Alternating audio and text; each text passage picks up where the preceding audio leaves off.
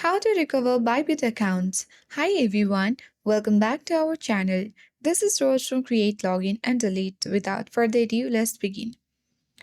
In case if you have forgotten your password, you do not need to worry, it's a quick and simple process.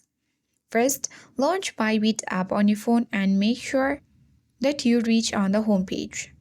Simply tap on profile at top left corner of your screen or simply the human icon. Tap on login now. Then you will be prompted to enter your email and password. In case if you have forgotten your password, you can tap on the forget password link by entering your email.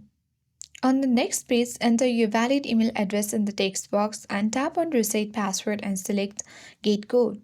Now you have to select in this order and fulfill this verification process. Now tap OK button. Simply enter the code. Copy the receipt code by tapping and holding on it and tap copy button. Now you reach on the section where you simply need to enter the new password and confirm the new password. Make sure the password contains at least one lowercase, one uppercase, and one number.